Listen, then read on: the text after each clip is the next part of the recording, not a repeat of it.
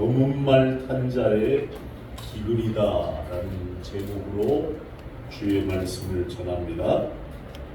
육적으로 아프리카를 비롯해서 전 세계가 양식 때문에 아주 심각한 기근을 당하고 있는 시대에 우리가 살아가고 있습니다. 뿐만 아니라 이 시대는 교회와 성도들이 영적인 기갈에 허덕이고 있습니다. 아니 목사님 무슨 말씀하세요? 우리가 아무리 말씀을 읽고 신앙생활 하는데요. 그러나 여러분 영적 기갈이 왔습니다. 그래서 오늘 본문의 검은 말 탄 자의 기근의 의미에 대해서 우리가 영적으로 좀 알아야 되겠다. 여러분 먼저 오늘 계시록에 보니까 첫째 인 떼고, 둘째 인 떼고, 그 다음에 셋째 인을 떼고, 그 다음에 넷째 인 떼고, 다섯째 인 떼고, 여섯째 인 떼는 것이 성경에는 우리에게 왜 이렇게 순서적으로 인을 떼는 것을 말씀하시고, 구약에 이스라엘 백성이 이제 애굽에서 하나님이 그 이스라엘 백성에게 자유함을 주고 하나님을 찬송하게 만들려고 애굽 왕 바로에게 말합니다. 이스라엘을 해방을 하라.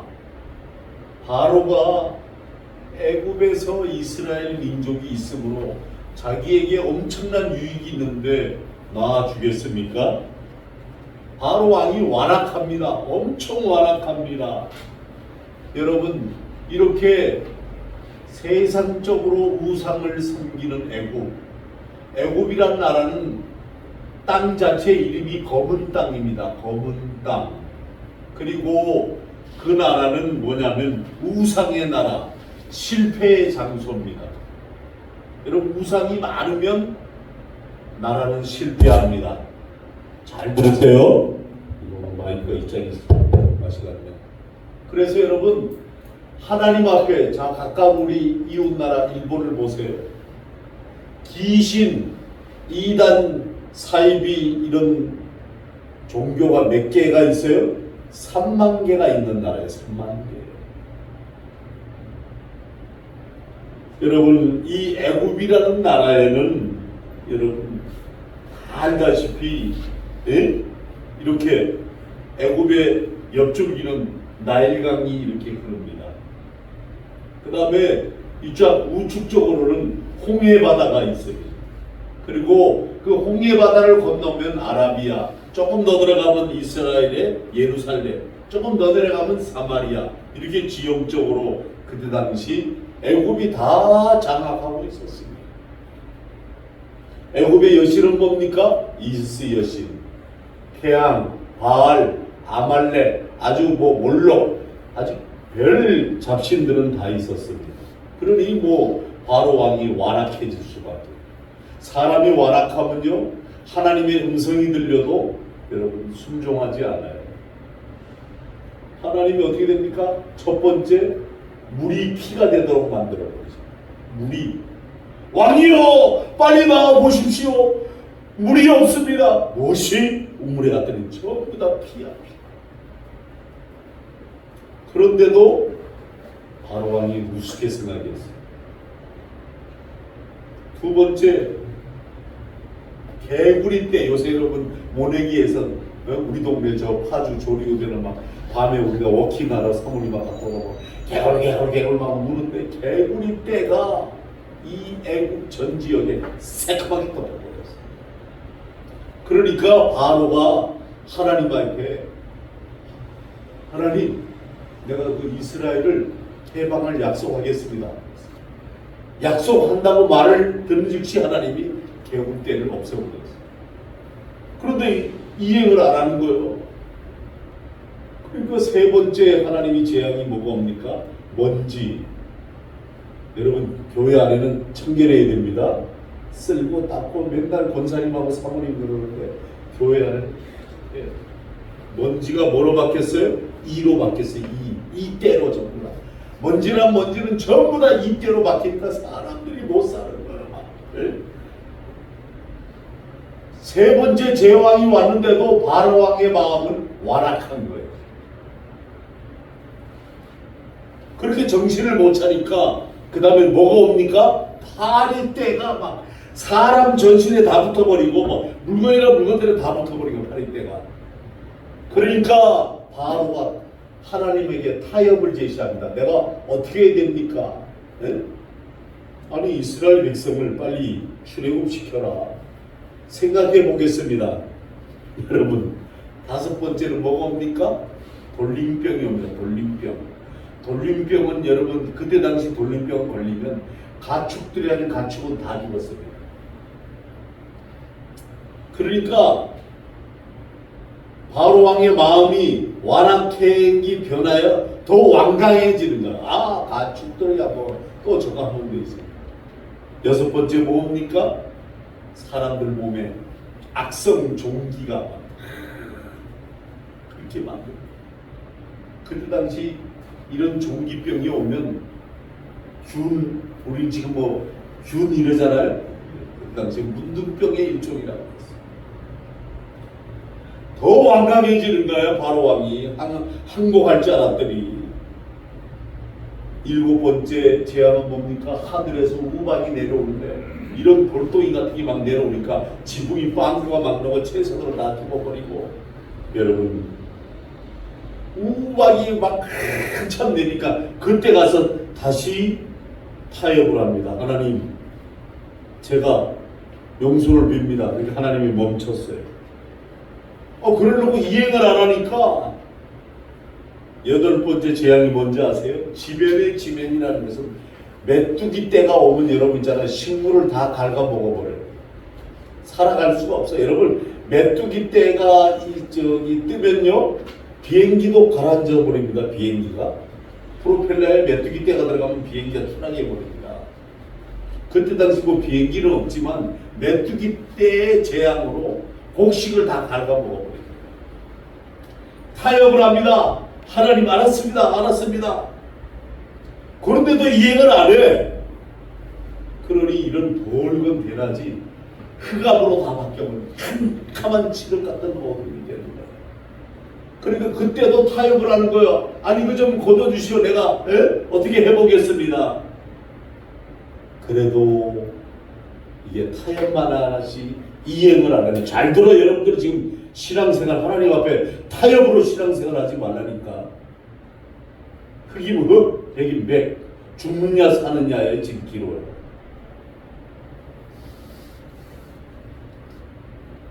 장자, 저도 큰아들인데 장자들 초태생에 큰아들 처음 난 애기들 할 것 없이 하나님이 생명을 다 빼앗아가. 제가 오늘 여러분 교패들 나눠줬죠. 교패 나눠드렸어요. 집에 가면 그 교패 내가 방문해서 붙여드려야 되는데 기도하고 붙여드려야 되는데 신방 오는 거 별로 좋아하지 않으니까 여러분들이 붙이세요 기도하면서. 교패는 뭘 상징이냐면 초태생의 죽음을 문설주의 피를 바르면 짐승의 피를 바르면 죽음의 신이 건너가 버리는 거예요. 할렐루야. 아멘. 교패가 붙은 것은 예수인 장로교의 하나님의 백성이다 이런 뜻이에요. 그러므로 여러분들의 가정이 사탄과 질병과 어둠의 영과 모든 시험에 근심 걱정 괴로워하는 모든 갈등까지도 다 물리쳐버리는 하나님의 영적인 가로막이다. 그래서 여러분 초태생이 막 다 죽어버리니까 바로가 그때 항복해버렸어요. 그리고 이스라엘을 출애굽을 시킵니다. 떠나게 됩니다. 자, 이스라엘 떠나게 되니까 바로 왕이 저것들이 가서 백성을 또 왕하게 해가지고 나를 쳐들어와서 나를 죽이면 어떻게 하는가. 장군! 빨리 쫓아서 저 이스라엘 백성들을 다 죽여버려라. 하나님이 이미 아셨어요. 바로가 그렇게 간사하게 장난칠 줄 하나님이 이미 아셨단 말이에요. 여러분들도 하나님 앞에 믿음으로 딱 받았을 때 변질되지 말아야 돼. 내가 오늘은 이렇게 살고 내일은 편안하게 살자. 요거 하나님이 다 안다니까. 우리는 장로교는 하나님의 섭리와 예정론이라고 해서 예정. 하나님의 예정을 다 잊고 사는 거예요. 하나님이 모세야 홍해 우측으로 가면 이제 애굽의 우측 쪽으로 쭉 가면 홍해입니다. 홍해 바다를 네 지팡이로 가리키라. 아멘 했어요. 순종했단 말이에요. 이스라엘 백성을 홍해에 왔을 때 모세가 바다가 갈라지기 시작합니다. 빨리 건너게 하라. 빨리 건너시오. 빨리 건너시오. 건너가게 합니다.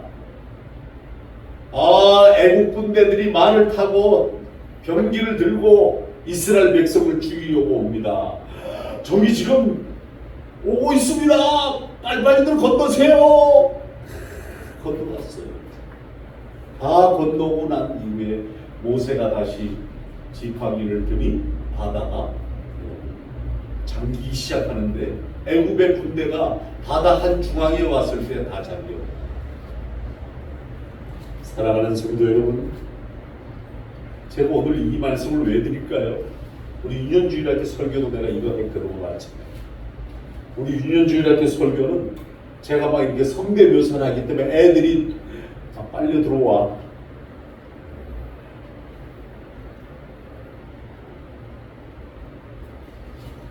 오늘 중요한 것은 셋째 인을 떼실 때 이 숫자가 지금 현재 하나님의 재앙이 1에서부터 10가지 재앙, 하나님의 만수, 만수, 하나님의 역사의 수예요. 오늘 보니까 셋째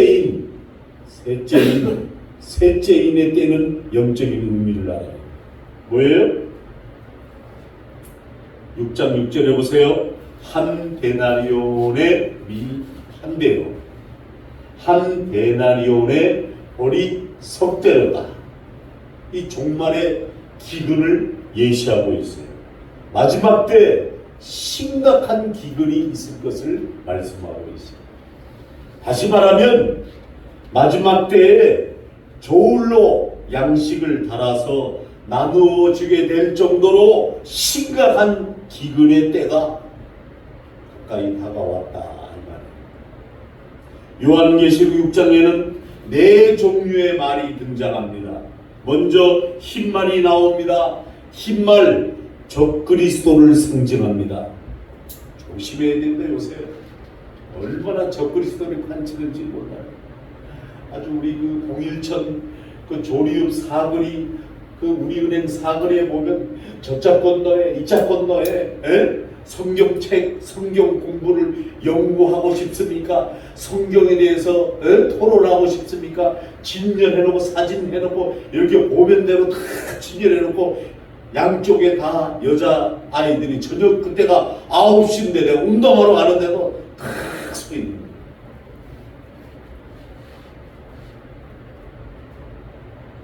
뭡니까? 기독교인입니까?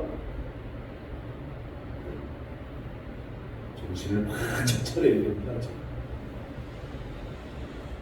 두 번째, 붉은 말이 나옵니다. 붉은 말은 전쟁을 상징합니다. 중국과 러시아가 지금 러시아가 우크라이나를 전쟁하고 있죠. 중국을 이용해서 대만을 전쟁시키려고 치기하고 대만의 전쟁이 일어나기 시작하면 중국은 북한을 이용해서 우리 남한과 일본을 공격하려고 지금 붉은 말의 역사를 우리가 잘 알아야 돼요. 세 번째 검은 말이 나옵니다. 오늘 세 번째 검은 말은 기근을 상징합니다. 기근. 물이 없어서 아프리카 지역의 어린아이들 물 완전히 흙탕물을 먹잖아요. 양식이 없어서 애들이 죽잖아요. 애들만 죽습니까? 네 번째 총황색 말이 나옵니다. 이 말은 뭡니까? 사망, 죽음을 상징합니다. 사람이 죽어도 한 명, 두 명 죽으면 아무것도 누나는 요새 여러분 뉴스에 뭐 누가 누구를 죽였네, 정유정인가 뭐 과외 앱에 들어가서 여자를 죽였네. 여러분 사람 한 명 죽으면 누나는 깜짝 안 하죠. 때 죽음에야 수많은 사람이 죽었대 이러지. 이 계시록 6장에서 대환란의 시작을 되면서 내 말을 등장시킨 것을 다시 말하면 마지막 이 대환란이 시작돼서 이런 재난이 동시다발적으로 일어나게 될 것을 계시하고 있는 말씀입니다. 대환란 때가 되면 흰말 적그리스도들이 지금 난리가 아닙니다. 지금 난리가 아니에요. 그리고 큰 전쟁을 일으킵니다. 지금 전쟁 위기로 와 있습니다. 전쟁이 나면 자연히 기근이 일어납니다. 그리고 많은 사람이 죽게 될 것을 예언하고 있습니다.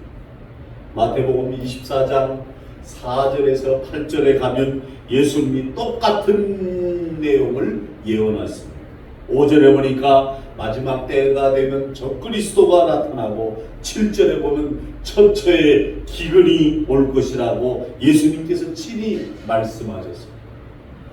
본문에 한 데나리온의 밀한데요, 한 데나리온의 보리 석대로다. 이 말은 뭔지 아세요? 이 보리는 하등곡식이잖아요. 지금 우리 한국은 뭐 당뇨병에 좋습니다, 건강에 좋습니다 해서 보리밥집도 생겼습니다만 여러분 밀은 고등곡식입니다. 보리는 하등곡식. 그러니까 이 연구를 해보면 이 본문에 당시 여러분 시가로 16배나 되는 값비싼 물가가 폭등을 예언하고 있습니다. 전 세계가 지금 물가 비상사태입니다. 지금 남미는 1년에 어떻게 해요?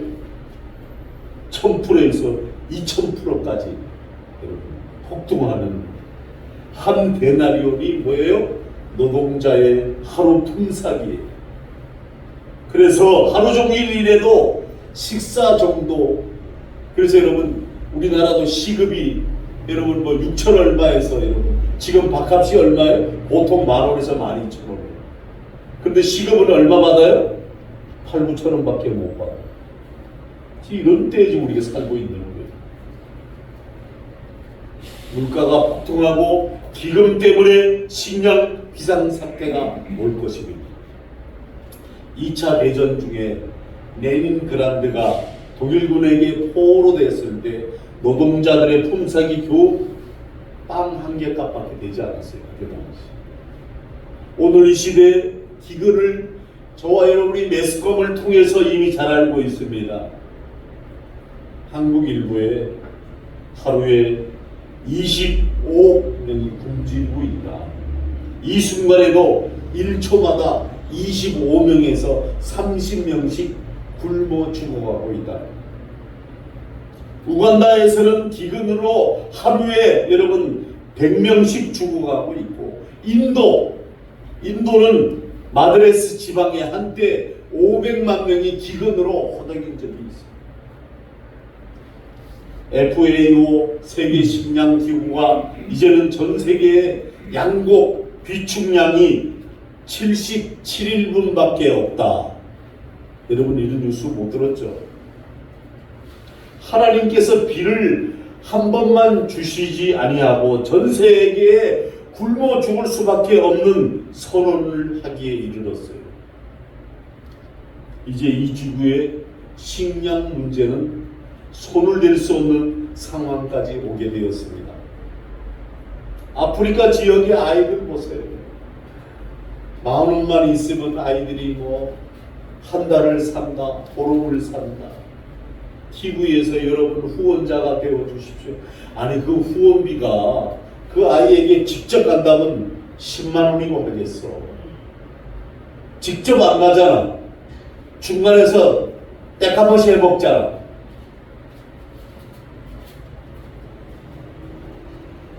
아이들이 물을 못 먹어가지고 질병에 걸려서 뭐 김혜자씨고 연예인들이 가서 눈물을 흘리면서 이렇게 후원을 하고 있지만 그게 전체를 다 후원할 수 있습니까?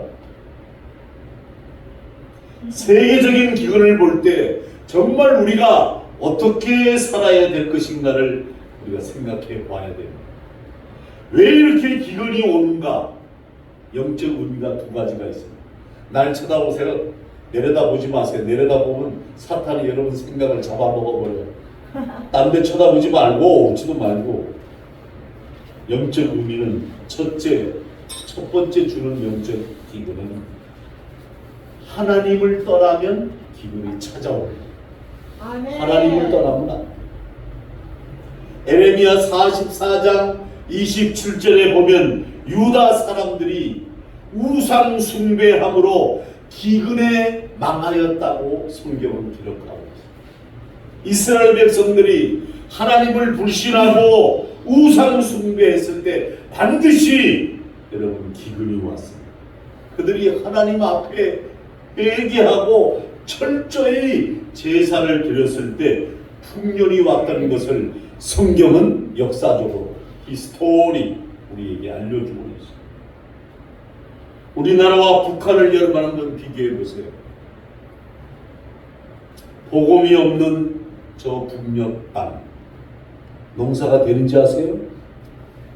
북한은 저도 우리 아버지가 북한 저희 작은 아버지는 6월 6일 날 현충일 날 가려고 그랬더니 그 행사 때문에 저기 동작동 국민묘지 용사의 탑 지하에 이름하고 계급장만 허상준 병장 계급장만 있어. 아직까지 시신을 못 찾았어요.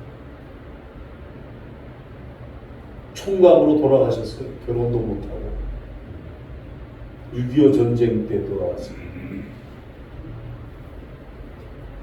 저 북한 함경북도에 저희의 뭐 할아버지와 고모부들이 살고 있다 그러는데 우리가 얼굴을 모르잖아요. 북한은 지금 현재 10년 이상의 농사가 되지 않는 국가예요. 그러니 전부 원전을 받아야 돼요. 복음이 있는 우리 대한민국은 어떠합니까? 복음이 있는 하나님의 말씀이 있고 예배가 있고 찬송이 있고 기도가 있는 대한민국은 어떠합니까? 엄청 기름지지 않습니까? 뭘 심든지 열매가 잘 자라서 콩 심은 콩 나고 감자 심은 감자 나고 아주 기름진 옥토의 땅입니다. 대한민국. 여러분 동남아시아에 나가보세요. 땅들이 석회질이고 물도 꾸중물이고 막 이래요. 대한민국처럼 사계절의 아름다운 꽃과 자연환경과 아주 곡식이 아주 풍성한 나라 이렇게 복받은 나라가 없어요. 여러분 유럽이든가 미국 양식 때문에 걱정하지 아니합니다. 그러나 기독교가 없는 하나님이 없는 아프리카 지역은 힌두교나 유교나 불교권이나 할 것 없이 여러분 심각한 기근에 시달리는 것을 볼 수 있습니다.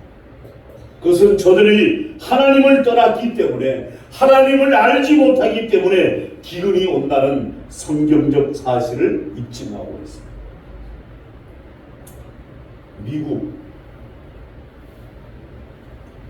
미국도 풍족한 나라지만 어떤 측면에서 보면 지금 교회가 무너지고 있습니다. 신앙이 무너지고 있기 때문에 그렇습니다. 그래서 여러분 미국에 막 토네이도 태풍이고 막 비가 오면 홍수가 나고 지금 난리가 아니지 않습니까? 미국이란 나라가. 왜 그럴까요? 신앙이 메말라가면 하나님을 떠나면 징계를 받습니다. 제가 강원도 강릉이 고향입니다. 저는 강릉시 호남동에서 태어났습니다. 강릉이라는 그 시가 불교시입니다. 불교. 절이 얼마나 많은지. 거기서 교회를 개척해가지고 부흥한다는 것은 옛말이에요. 70년대는 됐었는데 지금은 교회 간판 붙였다가 전부 다 내 후배들 보면 강릉시에서 다 경상도 쪽으로나 전라도 쪽으로 내려가고 있어요. 안 돼, 강릉에 교회가. 그러니 강릉에 뭐가 잘났어요? 불이 산불이 잘나고 물 계곡으로 물 홍수도 잘나고 요번에 제가 우리 사모랑 강릉시를 내가 1박 2일 코스로 여행을 갔다는 게 제가 하도 내가 데리고 가야 되겠다. 사모를 스트레스도 안 받지 않으면 좀 여행을 데리고 갔다 와야겠다. 제 고향으로 갔어요. 세상에 강릉 경포도 오죽현 건너 이자편에 그냥 산불이 나가지고 모텔들이 다 타고 막 집들이 다 타고. 여러분, 하나님을 떠나면, 신앙을 저버리면 미국도 하나님이 용서하지 않는다. 신앙이 아니면 이해할 수 없는 일들이 벌어지고 있는 거예요. 역대 미국의 대통령들이 치움 일성이 뭔지 아세요? 경제를 재건해야 된다고 얘기를 했지만 하나님을 떠났기 때문에 기근이 온다는 사실. 기근이 오는 또 하나의 이유는 주님의 재림의 때가 임박했다라고 하는 사실입니다. 정신을 바짝 차려야 돼요. 재림의 징조입니다. 어떻게? 마태복음 24장 3절에 가면 제자들이 마지막 날에 어떤 일이 일어나게 될 것인가를 주님 앞에 질문을 합니다. 그러니까 주님께서 7절에 천처에 기근과 지진이 있을 것이다 선언합니다. 여러 가지 징조들을 말씀하시면서 마지막 때가 되면 특별히 세상 곳곳에서 기근과 지진이 있을 것이라고 말씀을 합니다. 뉴욕에 맨하탄이라는 도시가 있습니다. 미국을 갔다 오신 분도 있겠지만 맨하탄은 거기에 가면 유엔 본부가 있습니다. 미국에서 가장 큰 빌딩들이 맨하탄에 다 있습니다. 엠파이어 빌딩, 여러분 100층 이상 되는 빌딩도 맨하탄에 있습니다. 왜 맨하탄에 이렇게 높은 빌딩들이 맨하탄에 있을까요? 잘 들으세요. 맨하탄이라는 땅은 안반석으로 되어 있습니다. 안반석 위에다가 빌딩을 지은 겁니다. 큰 빌딩들이 숲을 잇고 있습니다. 미국의 상징입니다. 미국에 갔으면 뉴욕의 맨하탄을 갔다 와야 됩니다.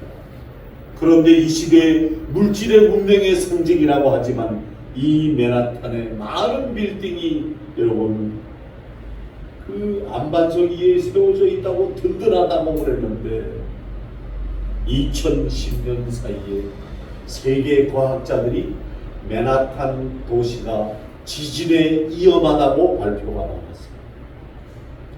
일어날 확률이 80%라고 했습니다. 그랬더니 미국 뉴욕이 발칵 뒤집혔습니다.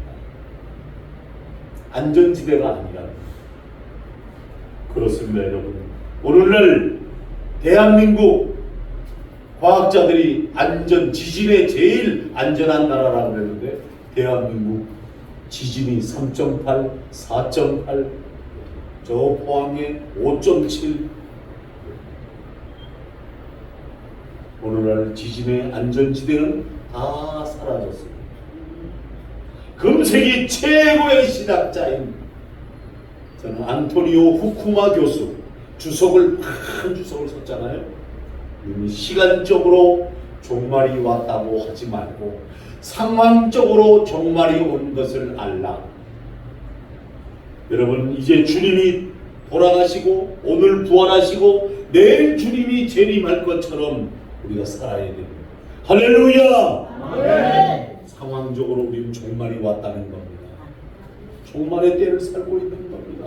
사람들의 마음이 강팍합니다.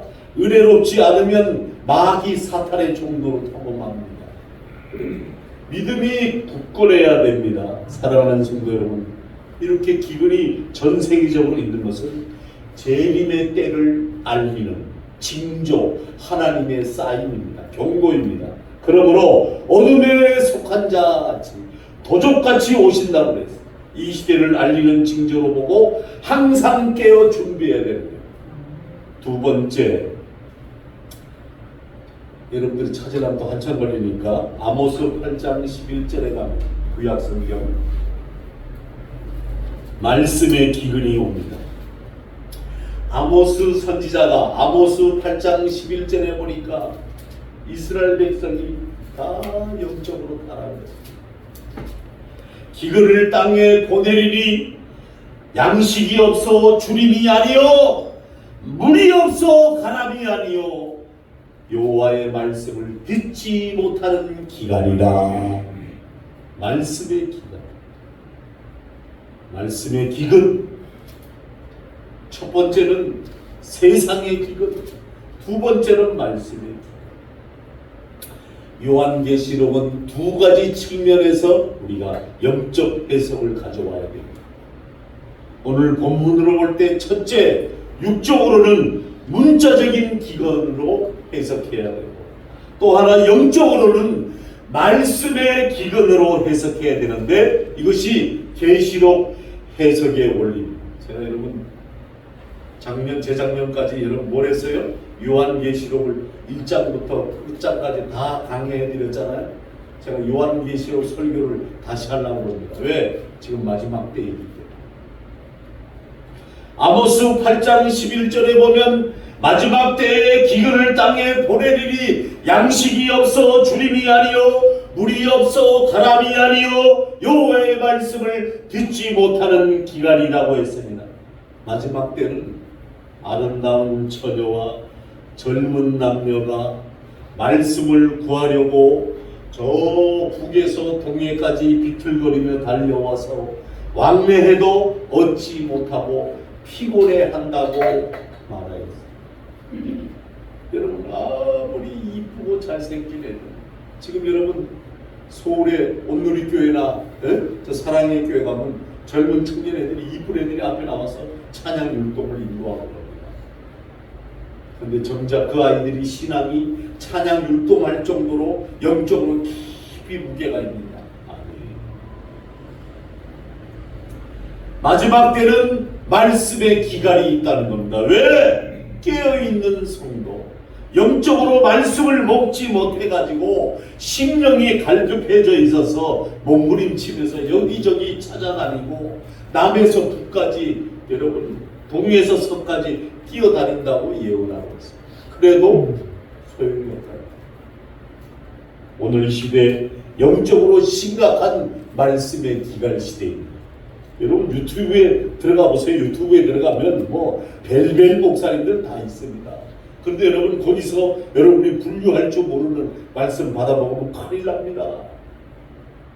어느 사이비 가짜 목사는 뭐 예배를 드리는 건 뭐 집에서 드려도 되고 11조 안 해도 되고 성경에 없는 것을 안 해도 된다고 엉터리로 가르치고 있는 것들이 많아요. 다 사기꾼 가짜들이 거기 속아 넘어가면 안 돼요. 근데 이런 것들을 왜 올리게 만드는가? 입에 재갈을 물리게 하옵소서. 영적으로 심각한 말씀의 기간이 시대가 되었을 것입니다.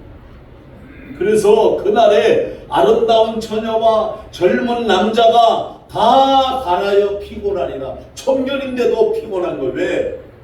영적으로 바르게 서지 못하니까.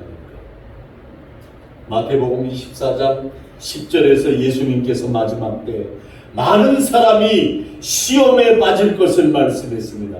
왜 이렇게 교회가 갈라지고 시끄러운가? 우리 교회도 예외는 아니었잖아요. 그러나 두말할 것도 없이 말씀을 먹지 못하기 때문에 육적으로 자기가 주인이야.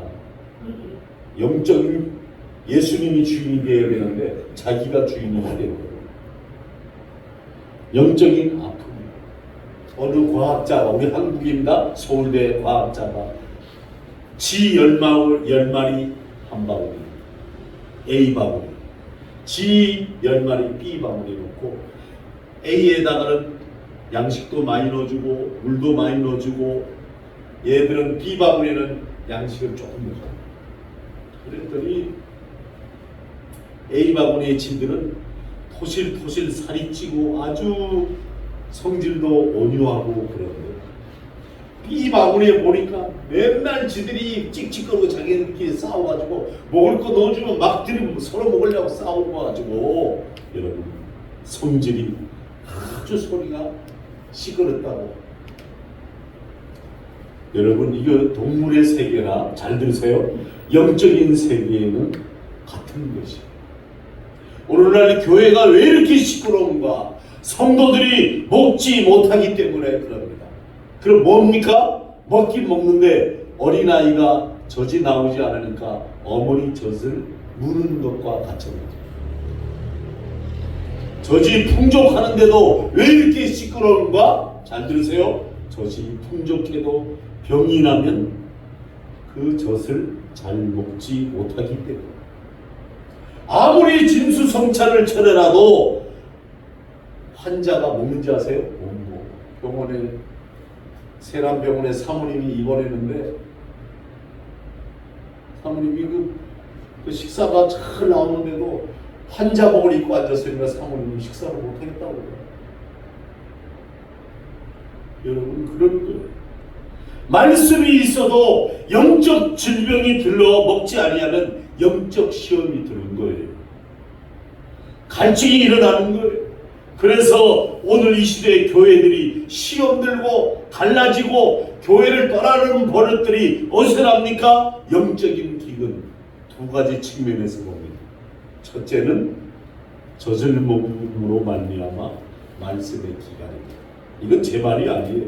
히브리서 5장 12절에서 14절에 가보면 젖을 먹고 단단한 식물은 못 먹는 자가 되었다. 잘 들으세요. 젖은 어릴 적에 필요한 양식입니다. 아기일 때 어른이 되었을 때는 그 젖이 양식이 될 수가 없어요. 어른이 되면 뭘 먹습니까? 단단한 음식을 먹어야죠. 잘 들으세요. 다시 말하면 윤리, 잘 들으세요. 윤리, 도덕, 철학, 기복, 신비, 이거 다 초보적인 것들이에요. 저는 그래서 성도들이 목회자에게 예의 없이 구는 거, 예절 없이 질서 안 지키는 거, 이거 완전히 어디서 초보적인 것인데 배우지도 못하고 왔구나. 그럼 저는 인격적으로 인정을 안 해요. 정말이에요. 바울이 뭐라 그랬어요? 이런 것들은 전부 초등학문에 불과하다. 사도 바울이 말했어요. 영적 어린아이일 때 먹는 것이 뭡니까? 젖이에요. 신령한 젖을 사모하라. 오늘날 교회가 다 자랐습니다. 이제 마지막 때가 되어갑니다. 복음을 받은 지 2000년이 지난 때입니다. 처녀가 되었다는 겁니다. 청년이 되었다는 겁니다. 그런데 청년이 엄마 젖을 빨고 있으면 되겠습니까? 이러한 시대를 젖을 먹고 있다면 이런 것은 양식이 그 청년에게 되지 못하기 때문에 영적인 기갈이 옵니다. 또 한 가지 기갈은 재림에 대한, 예수님이 마지막 때 꼭 재림에 오셔서 우리를 일으키시고 죽은 자도 일으키시고 산자는 데려가시고 부활체 변화체로 하나님의 나라에 입상한다는 재림의 신앙이 없기 때문에 그런 거예요. 소망이 이 땅에만 있는 거예요. 여기서 잘 사면 다 되는 줄 착각하는 거예요. 아니에요. 여기서 사는 것은 나그네예요. 나그네. 이 땅은 나그네와 같은 삶. 잘 사는 것은 천국에서 잘 사는 거예요. 뭐 좋은 냉장고, 좋은 세탁기 샀다고 좋은 게 아니에요. 진정한 소망은 하나님 나라를 내가 얼마나 사모하고 저 나라에 내가 들어갈 수 있을 것인가라고 하는 신앙의 자세. 요한계시록 10장 10절에 보면 작은 책을 갖다 먹어버리라. 다시 말하면 이 시대에 종말에 되릴 작은 책, 종말에 대한 소망에 대한 말씀이 우리가 먹어야 한다는 것이에요. 재림에 대한 소망으로 우리가 무장해야 되는 것이에요. 히브리서에 단단한 식물을 먹으라는 것은 질적인 측면을 말하는 것이 아니에요. 작은 책을 몰아는 시대적인 시간적인 측면을 의미하는 하나님의 말씀을 마태복음 24장 25절에 뭐라 합니까? 때를 따라 양식을 먹이는 종이 되라고 했습니다. 때를 따라 양식을 나눠주라는 거예요. 요한계시록 3장 20절에 가보면 내 음성을 듣고 문을 열면 너와 더불어 먹으리라. 할렐루야. 그래서 우리가 문을 확 열어야 되는 영적인 내 육의 문을 확장 열고 하나님의 말씀을 받아들여야 되는 거예요. 이스라엘은 식사할 때 어떻게 식사하는지 아세요? 아침에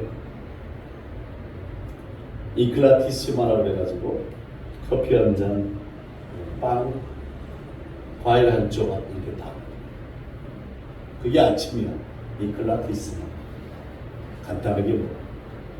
정심은 아리스톤이라고 해가지고 아침보다 조금 더 야채도 올라오고 샐러드도 올라오고 우유도 먹고 아주 과일도 좀 더 넣은 거 아니에요? 저녁이 되면 테이플레인이라고 해요. 저녁에는 완전히 잔치야. 고기도 올리고 가족들이 모여넣어서 다 빵도 풍성히 올리고 완전히 진수성찬으로 식사를, 우리도 식사를 좀 빨리 하는 편인데 여기는 식사를 2시간 정도 대화도 나누고 서로 하면서 먹여주고 마시고 한 2시간 정도 애찬을 나눕니다. 다시 말하면 마지막 때는 영적으로 테이플레인 식사를 해야 한다. 성도들이 갈증을 느끼고 방황하는 것, 그것이 이 시대에 적절한 하나님의 말씀을 먹지 못하기 때문에. 사랑하는 성도 여러분, 부모가 살아있을 때는 부모의 말을 들어야 되는 겁니다. 이것도 제 얘기하게 돼서 미안합니다. 부족하지만 목사는 여러분의 영적 부모인 것과 마찬가지입니다. 목사가 강단에서 기도하고 말씀을 준비해서 하나님을 말씀을 외칠 때 여러분이 충분히 양식을 먹어야 됩니다. 시간마다 먹어야 됩니다. 말씀을 풍족히 먹어 영적 기간에 해방되어야 합니다. 아멘. 요셉과 같이 7년간 풍년 기간에 양식을 저장해서 7년의 흉년을 이기는 것처럼 잘 이겨. 마지막으로 세 번째, 여러분 뭡니까? 6장 6절에 가보세요. 감람류와 포도주를 해치지 말라. 이 말씀하고 마치겠습니다. 오늘 말씀이 영적 말씀이라서 조금 길었습니다. 5분만 더 하겠습니다. 중요한 것이기 때문에 마지막으로 감람류와 포도주는 해치 말라고 합니다. 다시 말하면 감람류와 포도주는 기갈이 없다는 겁니다. 이게 무슨 말입니까? 그렇습니다. 감람류와 포도주는 무엇을 의미합니까? 두 가지 깊은 의미가 있습니다. 검은 말이 나오면 기근이 오는데 많은 사람들이 기근으로 인해서 죽게 되지만 육적, 영적 기근 속에서도 감람류와 포도주는 기근을 당하지 않는다는 겁니다. 할렐루야! 기근을 당하지 않는다. 여기서 다시 말하면 감람류와 포도주는 구원받은 구원의 확실한 신앙을 가지고 있는 성도를 말합니다. 첫째, 감람류와 포도주는 이스라엘 나무 중에서 뿌리가 가장 깊이 내리는 뿌리입니다. 뿌리가 얼마나 깊이 단단히 내려가는지. 이 말씀의 뿌리가 깊이 내린 성도의 모형인 겁니다.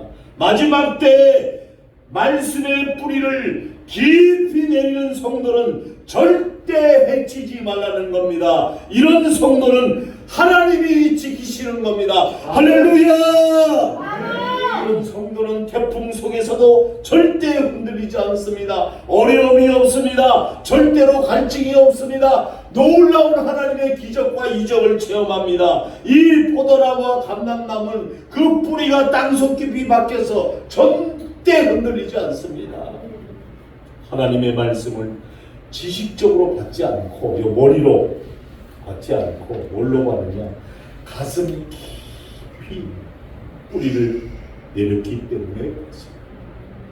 마태복음 13장 3절에 9절에 가보면 씨 뿌리는 비유가 나오잖아요. 길에 뿌렸더니 새들이 와서 먹어버렸다. 하나님의 말씀을 받는 백성들 중에 여러분, 길가에 뿌려진 사람이 있습니다. 남이 와서 홀라당 뺏어버리면 신앙은 없습니다. 육적인 사람. 길가에 뿌렸다는 것은 이 길가는 성도가 아무리 말씀을 뿌려도 말씀을 뿌리 내리지 못하는 성도. 다시 말하면 심령이 길가와 같이 여러분 단단합니다. 나무도 심령이 강팍해서 말씀의 뿌리를 내리지를 못하는 겁니다. 말씀이 들어가면 사탄이 먹어버립니다. 자기가 먹고 승리해야 되는데, 그 심령이 길가와 같은 성도는 말씀을 뿌리를 못 내리는 겁니다. 돌밭에 뿌리는 것이 있어요. 돌밭에 너무 흙이 얇혀서 태양이 쫙 내리쪼이면 말라버린다고 했습니다. 이런 성도는 말씀이 듣고는 기뻐합니다. 말씀 듣고는 할렐루야 아멘까지는 하는데 시험이나 할라리 오면 헷가닥 자빠져 버립니다. 금방 무너져 버립니다. 세 번째, 가시떨기에 떨어졌던 성도가 있습니다. 이런 사람은 세상 염려와 물질에 대해서 근심이 얼마나 많은지 열매를 맺지 못합니다. 말씀을 많이 공부하고 소유했지만 세상의 물질 때문에, 소유욕 때문에, 탐욕 때문에, 세상에 출세하는 것 때문에 말씀이 들어가지 않고 뿌리 내리지 않습니다. 네 번째, 좋은 땅에 뿌렸더니 100배, 60배, 30배 아멘도 안 하네. 아멘. 복도와 같은 심령으로 말씀 듣는 대로 아멘 아멘 하면서 잘 받고 하나도 버리지 아니합니다. 말씀 듣는 그대로 여러분 생활에 변화가 오고 오는 대로 큰 믿음의 열매를 맺는 것. 감람류와 포도주는 곧 좋은 땅에 뿌려진 옥토의 성도를 가리키고 있는 겁니다. 그러므로 저와 여러분이 감람류와 포도주는 무엇을 의미합니까? 감람 열매와 포도 열매를 짜서 즙이 상태를 말하는 겁니다. 다시 말하면 이것은 열매가 액체가 된 상태를 의미합니다.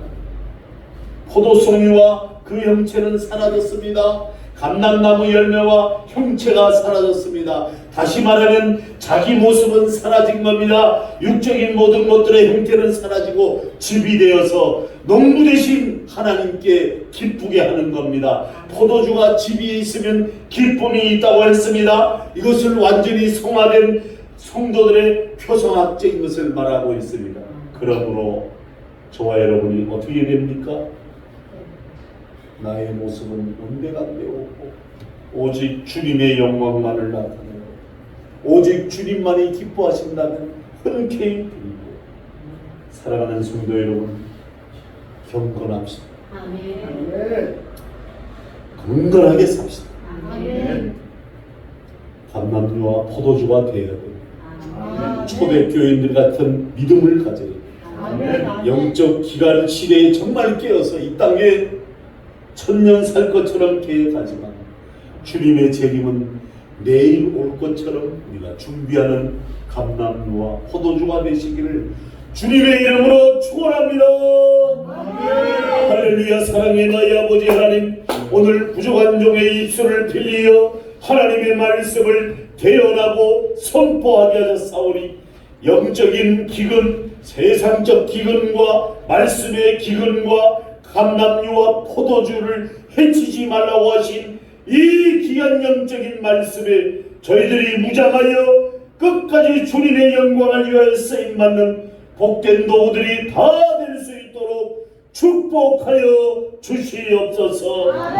예수님의 이름으로 기도하옵나이다. 아멘.